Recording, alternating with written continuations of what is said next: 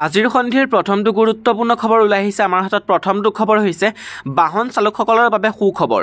টুল টেক্সক লৈ ডাঙৰ খবৰ। পৰিবহণ মন্ত্ৰালয় আৰু NHAই কৰিলে স্পষ্ট। দেশৰ বাহন চালকসকলৰ বাবে ডাঙৰ খবৰ। পথ পৰিবহণ মন্ত্ৰালয়ে কৈছে যে বৰ্তমান দেশত টুল টেক্সৰ কোনো সাল সলনি কৰা নহয়। মন্ত্ৰালয়ে ফালৰ পৰা কোৱা হৈছে যে এতিয়া টুল টেক্স সংশোধন কৰা নহয়।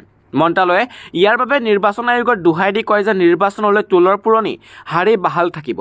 বৰ্তমান টুল টেক্সক লৈ মন্ত্ৰালয় NHAই আৰু PIBয়ে কোনো আনুষ্ঠানিক ঘোষণা কৰা নাই, কিন্তু তেওঁলোকৰ ফালৰ পৰা নিশ্চিতভাৱে কোৱা হৈছে যে এতিয়া টুল টেক্সৰ হাৰৰ কোনো সংশোধন কৰা নহয় আৰু পুৰণি হাৰেই বাহাল থাকিব। ইয়াৰ পূৰ্বে খবৰ ওলাইছিল যে দেশত 1 এপ্ৰিলৰ পৰা বহু স্থানত টুল টেক্সৰ নতুন হাৰ কাৰ্যকৰী হ'ব।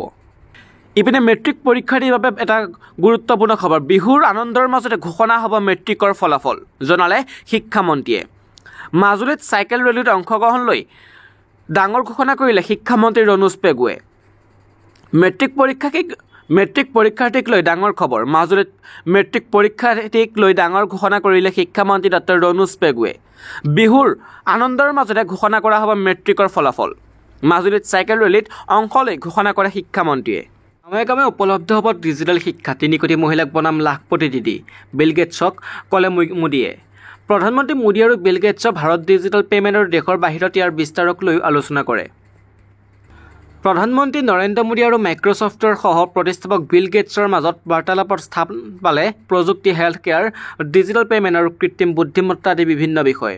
এই বাৰ্তালাপত বিল গেটছে কয় যে ভাৰতত এতিয়া ডিজিটেল চৰকাৰ। ভাৰতে কেৱল প্ৰযুক্তি ব্যৱহাৰ কৰা নহয়, ইয়াৰ নেতৃত্ব দিছে। প্ৰধানমন্ত্ৰীয়ে বিল গেটছক নমো দিদি আঁচনিৰ বিষয়ে অৱগত কৰে আৰু তাক লৈ আলোচনা কৰে, যাৰ জৰিয়তে বিশেষকৈ মহিলাসকলৰ মাজত প্ৰযুক্তিৰ দিশটোক উদগনি দিয়াত সহায়ক হৈছে। প্ৰধানমন্ত্ৰী মোদী আৰু বিল গেটছে ভাৰতত ডিজিটেল পেমেণ্ট আৰু দেশৰ বাহিৰত ইয়াৰ বিস্তাৰক লৈ আলোচনা কৰে। প্ৰধানমন্ত্ৰী মোদীয়ে কয় যে ইণ্ডোনেছিয়াত অনুষ্ঠিত G20 সন্মিলনৰ সময়ত সমগ্ৰ বিশ্বৰ প্ৰতিনিধিসকলে ভাৰতত ডিজিটেল বিপ্লৱৰ বাবে আগ্ৰহী আছিল। গাঁৱে গাঁৱে উপলব্ধ কৰাম ডিজিটেল শিক্ষা। মোদীয়ে কয় যে চৰকাৰৰ লক্ষ্য প্ৰতিখন গাঁৱলৈ প্ৰতিটো শিশুলৈ ডিজিটেল শিক্ষা উপলব্ধ কৰোৱা। ডিজিটেল আন্তঃগাঁথনি গাঁওসমূহলৈ লৈ যাম। প্ৰধানমন্ত্ৰী মোদীয়ে বিল গেটছৰ সৈতে হোৱা বাৰ্তালাপত কয় যে 3 কোটিৰো অধিক মহিলাক লাখপতি দিদি বনোৱা তেওঁৰ চৰকাৰৰ লক্ষ্য। ইয়াৰ উপৰি কৃষিৰ বাবে গুৰুত্বপূৰ্ণ পোছাক আধুনিক কৰি তুলিব বিচাৰে। ইফালে 1 এপ্ৰিলৰ পৰা আৰম্ভ হ'ব 2024 আৰু 25 শিক্ষাবৰ্ষ। ছেবাই প্ৰকাশ কৰিলে শৈক্ষিক দিনপঞ্জী। ছেবাই প্ৰকাশ কৰিলে 2024 বৰ্ষৰ শৈক্ষিক দিনপঞ্জী। 1 এপ্ৰিলৰ পৰা আৰম্ভ কৰা হ'ব 2024 আৰু 25 শিক্ষাবৰ্ষ। ইয়াৰ পূৰ্বে প্ৰকাশ পালে আগন্তুক শিক্ষাবৰ্ষৰ শৈক্ষিক দিনপঞ্জী। ছেবাই প্ৰকাশ কৰিলে এই শৈক্ষিক দিনপঞ্জী। দিনপঞ্জী অনুসৰি আগন্তুক শিক্ষাবৰ্ষৰ মুঠ কৰ্মদিন 254 দিন। 2024 আৰু 25ৰ বন্ধ তালিকাত আছে 111 দিন। লগতে বিভিন্ন দিৱস উদযাপনৰ বাবে ধাৰ্য 34 দিন। 4টা চৰকাৰী বন্ধ উদযাপনৰ নিৰ্দেশ। শংকৰদেৱ মাধৱদেৱৰ তিথিৰ লগতে লাচিত দিৱস আৰু বীৰ চিলাৰায় দিৱস উদযাপনৰ নিৰ্দেশ। লগতে শৈক্ষিক দিনপঞ্জী অনুসৰি বিদ্যালয় পৰিচালনাৰ নিৰ্দেশ। পূৰ্বে চৰকাৰী কৰ্মচাৰীৰ বাবে ভাল খবৰ। 4% DA লগতে একেলগে বৃদ্ধি কৰা হ'ব 9টাকৈ ভাত্তা। কেন্দ্ৰীয় চৰকাৰৰ কৰ্মচাৰীৰ বাবে মাৰ্চ মাহ আছিল এক সুখবৰ। কেন্দ্ৰীয় কেবিনেটে ডিয়াৰনেছ এলাউন্স DA 4% বৃদ্ধিৰ অনুমোদন জনাইছে। কেন্দ্ৰীয় কৰ্মচাৰী DA 50%লৈ বৃদ্ধি কৰা হৈছে। DA আৰু HRA উপৰি 9টা ভাত্তা আছে, যাৰ সুবিধা কেন্দ্ৰীয় কৰ্মচাৰীক দিয়া হ'ব। DA বৃদ্ধিৰ লগতে অন্যান্য ভাত্তা বৃদ্ধি কৰা হৈছে। DA 4%ৰ পৰা 50%লৈ আৰু HR 3.1%লৈ বৃদ্ধি কৰা হয়। ইয়াৰ উপৰিও ভ্ৰমণ ভাত্তা বৃদ্ধি কৰা হৈছে। এই সকলোবোৰ সুবিধা অহা 31 মাৰ্চৰ পৰা উপলব্ধ হ'ব। কোনবোৰ ভাত্তা বৃদ্ধি কৰা হৈছে? কেন্দ্ৰীয় কৰ্মচাৰী ডিয়াৰনেছ ভাত্তাৰ লগতে 9টা ভাত্তা, ঘৰ ভাড়া ভাত্তা, শিশু শিক্ষা ভাত্তা, শিশু যত্ন বিশেষ ভাত্তা, হোষ্টেল ৰাজসাহায্যৰ ব্যাপক বৃদ্ধি হৈছে।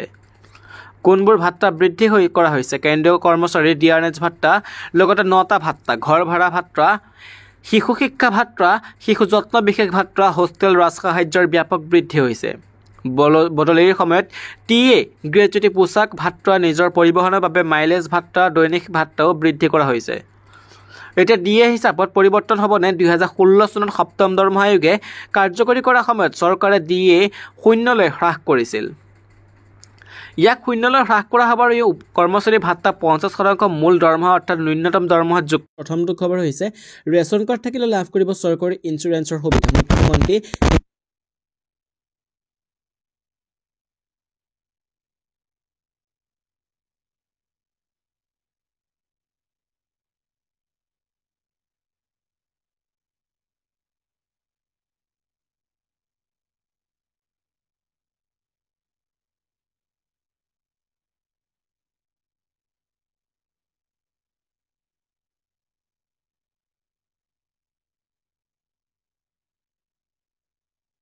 চৰকাৰে কৰিব বীমাৰ ব্যৱস্থা দুৰ্ঘটনা আৰু পৰিয়ালৰ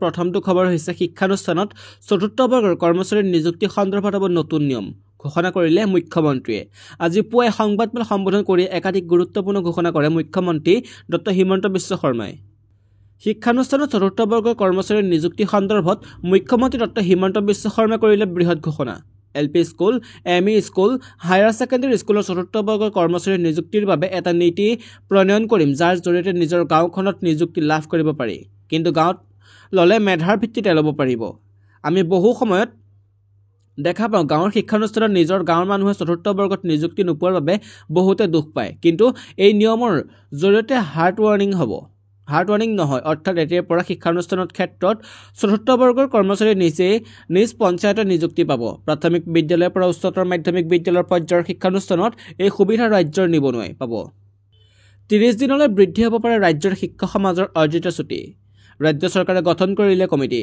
শিক্ষক সমাজৰ দীৰ্ঘদিনৰ দাবী পূৰণৰ দিশে আৰু এখোজ শিক্ষক সমাজৰ অৰ্জিত ছুটি বৃদ্ধিৰ চিন্তা চৰ্চা কৰিছে ৰাজ্য চৰকাৰে শিক্ষক সমাজৰ দীৰ্ঘদিনৰ দাবী পূৰণৰ দিশে আৰু এখোজ শিক্ষক সমাজৰ অৰ্জিত ছুটি বৃদ্ধিৰ চিন্তা চৰ্চা কৰিছে ৰাজ্য চৰকাৰে 10 দিনৰ পৰিৱৰ্তে 30 দিনলৈ অৰ্জিত ছুটি বৃদ্ধিৰ যোজনা চলাইছে ৰাজ্য চৰকাৰে সমগ্ৰ দিশ পৰ্যালোচনাৰ বাবে উচ্চ ক্ষমতা সম্পন্ন কমিটি কৰিলে গঠন উচ্চ ক্ষমতা সম্পন্ন কমিটিৰ অধ্যক্ষৰ দায়িত্ব SSA পৰিচালন সঞ্চালকক মাধ্যমিক শিক্ষা সঞ্চালকক আহ্বায়ক তথা সদস্য সচিবৰ দায়িত্ব শিক্ষা বিভাগৰ জ্যেষ্ঠ গাণনিক বিষয় কাৰিকৰী সদস্যৰ দায়িত্ব সদস্য হিচাপে থাকিব কমিটিৰ অধ্যক্ষই মনোনীত কৰা 2 শিক্ষাবিদ সদস্য হিচাপে 2 IASক মনোনীত কৰাৰ কৰ্তৃত্ব প্ৰদান কৰিছে অধ্যক্ষক নিৰ্বাচনৰ পাছতে প্ৰয়োজনীয় প্ৰতিবেদন দাখিলৰ নিৰ্দেশ কমিটিৰ পৰামৰ্শ ভিত্তিত শিক্ষা বিভাগে গ্ৰহণ কৰিব চূড়ান্ত সিদ্ধান্ত বৰ্তমানে শিক্ষক সমাজে অৰ্জিত ছুটি লাভ কৰে 10 দিন গৰম বন্ধ লাভ কৰাৰ বাবে শিক্ষক সমাজৰ অৰ্জিত ছুটি কম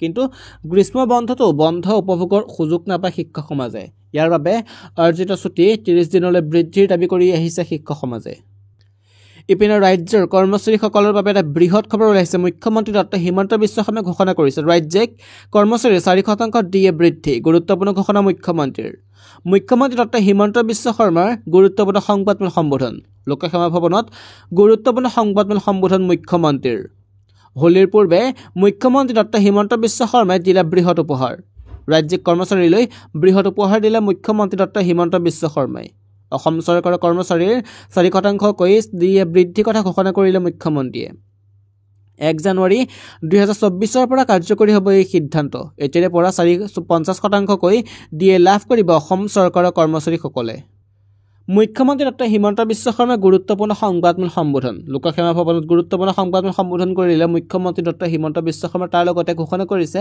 কৰ্মচাৰীসকলৰ বাবে বৃহৎ ঘোষণা অসমৰ কৰ্মচাৰী 4%কৈ DA বৃদ্ধি কৰিলে মুখ্যমন্ত্ৰী ডক্টৰ হিমন্ত বিশ্ব শৰ্মাই বৃহৎ ঘোষণা কৰিছে 1 জানুৱাৰী 2024 পৰা কাৰ্যকৰী হ'ব এই সিদ্ধান্ত এতিয়াৰ পৰা 50%কৈ DA লাভ কৰিব অসম চৰকাৰৰ কৰ্মচাৰীয়ে ৰাজ্যৰ চৰকাৰী চাকৰিয়ালে পাব 2 দিনৰ বিশেষ কেজুৱেল লিভ ৰাজ্যৰ লাখ লাখ চৰকাৰী চাকৰিয়ালে পাব 2 দিনৰ বিশেষ কেজুৱেল লিভ ৰাজ্য চৰকাৰী চাকৰিয়ালে সুখবৰ 11 আৰু 12 মাৰ্চত অসম চৰকাৰৰ চাকৰিয়ালে লাভ কৰিব 2 দিনৰ নৈমিত্তিক ছুটি একৰণ ভাগৱতী সমাজৰ সোণালী জয়ন্তী সমাৰোহত অংশগ্ৰহণ কৰাৰ বাবে লাভ কৰিব এই নৈমিত্তিক ছুটি আজিৰে পৰা মৰিগাঁৱত অনুষ্ঠিত হৈছে একৰণ ভাগৱতী সমাজৰ সোণালী জয়ন্তী মহোৎসৱ ইপিনে আমিনগাঁৱত হ'ব ক্ৰিকেট ষ্টেডিয়াম 13 মাৰ্চত জাগিৰোডৰ ছেমিকণ্ডাক্টৰ প্ৰকল্পৰ শিলান্যাস ৰাজ্যিক কেবিনেট বৈঠকত আৰু কি গুৰুত্বপূৰ্ণ সিদ্ধান্ত গ্ৰহণ কৰিলে লোকসেৱা ভৱনত অন্ত পৰিল ৰাজ্য চৰকাৰৰ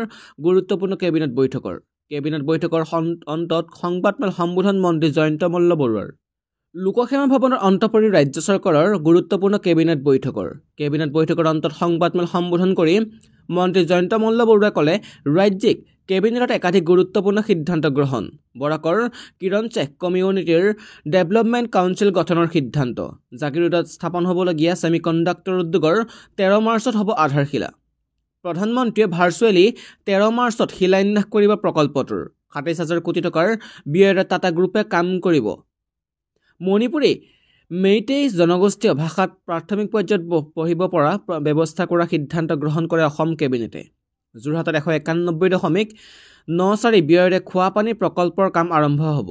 কৰিমগঞ্জ মেডিকেল কলেজত 676.81 কোটি টকাৰ ব্যয়ৰ নিৰ্মাণ অনুমোদন।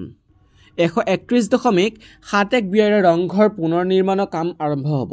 আমিনগাঁৱত 380.66 কোটিৰ ব্যয়েৰে নিৰ্মাণ হ'ব অপেন ক্ৰিকেট ষ্টেডিয়াম। 20,000 দৰ্শক একেলগে বহিব পাৰিব অপেন ষ্টেডিয়ামখনত। 955 কোটি ব্যয়েৰে 1,12,206টা ঘৰত বিদ্যুতৰ বিশেষ ব্যৱস্থা। লাহৰীঘাটত সৌৰশক্তি প্ৰকল্প নিৰ্মাণৰ কামো অতি সোনকালে আৰম্ভ হ'ব বুলি ঘোষণা।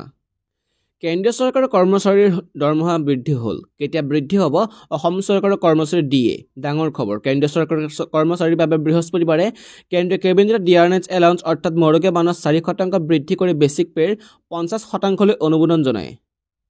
কেন্দ্ৰীয় চৰকাৰৰ কৰ্মচাৰীৰ বাবে বৃহস্পতিবাৰে কেন্দ্ৰীয় কেবিনেটে ডিয়াৰনেছ এলাউন্স অৰ্থাৎ ডিএ মৰগীয়া বানচ 4% বৃদ্ধি কৰি বেছিক পেৰ 50%লৈ অনুমোদন জনায়। 2024 চনৰ 1 জানুৱাৰীৰ পৰা কাৰ্যকৰী হ'ব লগা এই বৰ্ধিত মৰগীয়া বানচ 50 লাখৰো অধিক কেন্দ্ৰীয় চৰকাৰৰ কৰ্মচাৰী আৰু 68 লাখৰো অধিক পেঞ্চনৰ উপকৃত হ'ব। ইয়াৰ উপৰিও কৰ্মচাৰীসকলৰ বাবে হাউচ ৰেণ্ট এলাউন্স অৰ্থাৎ ঘৰ ভাড়া ভাত্তাও বৃদ্ধি কৰা হৈছে। বৃহস্পতিবাৰে কেবিনেটৰ সিদ্ধান্ত সন্দৰ্ভত অৱগত কৰি কেন্দ্ৰীয় বাণিজ্য আৰু উদ্যোগ মন্ত্ৰী পীযুষ গোয়েলে কয়, ডিএ বৃদ্ধিৰ ফলত ৰাজকোষৰ 12,868 কোটি টকা ব্যয় হ'ব।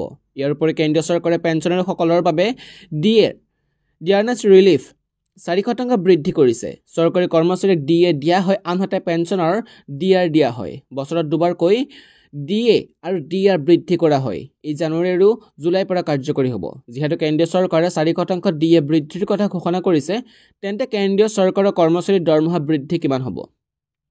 উদাহৰণস্বৰূপে যদি কাৰোবাৰ দৰমহা মাহে 50,000 টকা আৰু বেছিক পে হিচাপে 15,000 টকা থাকে, তেন্তে তেওঁ বৰ্তমান ডিএ 6,900 টকা পায়, যিটো বেছিক পেৰ 46%। অৱশ্যে 4% বৃদ্ধিৰ পিছত কৰ্মচাৰীজনে প্ৰতি মাহে 7,500 টকা লাভ কৰিব, যিটো পূৰ্বৰ 6,900 টকাৰ তুলনাত 600 টকা বেছি। গতিকে যদি কাৰোবাৰ বেছিক পে হিচাপে 15,000 টকাৰ সৈতে মাহে 50,000 টকাৰ দৰমহা লাভ কৰে, তেন্তে তেওঁ দৰমহা মাহে 600 টকা বৃদ্ধি পাব। ইয়াৰ পূৰ্বে 2023 চনৰ অক্টোবৰ মাহত ডিএ বৃদ্ধিৰ ক্ষেত্ৰত চৰকাৰে ডিয়াৰনেছ ভাত্তা আৰু ডিয়াৰনেছ ৰিলিফ 4% বৃদ্ধি কৰি 46%লৈ বৃদ্ধি কৰিছিল। উল্লেখযোগ্য যে অসম চৰকাৰে কেন্দ্ৰীয় চৰকাৰৰ সমাহাৰতে ডিএ বা ডিআৰ বৃদ্ধি কৰে। অসম চৰকাৰে ডিএ বৃদ্ধিক লৈ পৃথককৈ কোনো সিদ্ধান্ত গ্ৰহণ নকৰে। কেন্দ্ৰীয় চৰকাৰে যি হাৰত বৃদ্ধি কৰে সেই হাৰতে অসম চৰকাৰৰ অধীনৰ কৰ্মচাৰীসকলকো প্ৰদান কৰা হয় ডিএ আৰু ডিআৰ। ইয়াৰ বাবে বিত্ত বিভাগে আগবঢ়োৱা প্ৰস্তাৱ কেবিনেটে অনুমোদন জনাব লাগিব আৰু সেই প্ৰস্তাৱ গৃহীত হোৱাৰ পিছতে কেন্দ্ৰীয় চৰকাৰৰ সমাহাৰত ডিএ আৰু ডিআৰ লাভ কৰিব অসম চৰকাৰৰ কৰ্মচাৰীসকলে। অৱশ্যে অসম চৰকাৰে এতিয়ালৈকে কোনো আনুষ্ঠানিক ঘোষণা হোৱা নাই।